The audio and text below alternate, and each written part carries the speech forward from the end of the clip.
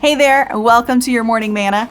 I'm Anna, and this week, it's the build up to Valentine's Day, right? So we're talking about love. Well, we're taking this week to examine the quality of our love by comparing the actions of our lives with what the Bible describes as loving actions. We're doing that by looking at 1 Corinthians chapter 13, verses 4 through 7. So let's, as a reminder, read that verse. Love is patient and kind. Love does not envy or boast. It is not arrogant or rude. It does not insist on its own way. It is not irritable or resentful. It does not rejoice at wrongdoing, but rejoices with the truth. Love bears all things, believes all things, hopes all things, endures all things. Today, let's look at this portion. It says, love does not insist on its own way. It is not irritable or resentful. Love does not insist on its own way. Notice that it doesn't say that love doesn't insist on being right. Sometimes we don't even care if we're right. We just want to be in charge. And insisting on our own way is really about control. See, when we insist on always being in control, what do? We reinforce our selfishness, also known as our sin nature, that insists on being Lord of our lives and really Lord of any and everyone else's lives. But we also miss out on the benefit of community.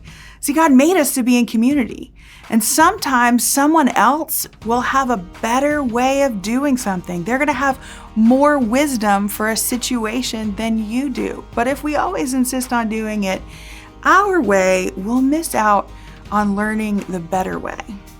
It also says that love is not irritable. That means that love is not easily angered, and that's all about our reaction to others, which goes back to patience and kindness. So let's purpose to respond, to stop and process our thoughts and align our response with what God describes as love, patience, and kindness before we react.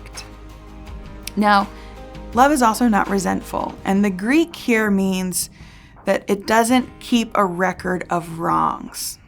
What does this mean?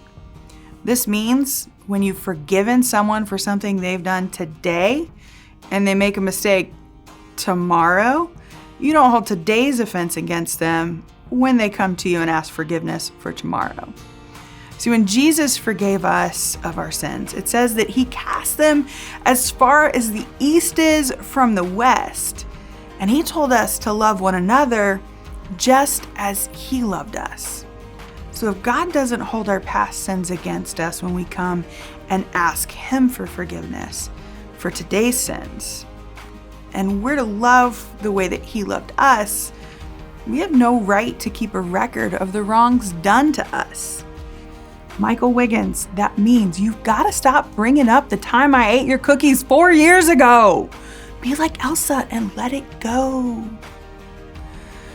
Listen, all jokes aside, we live in a sinful world that has distorted love. And I feel compelled to remind you that love is never an excuse for abusive behavior.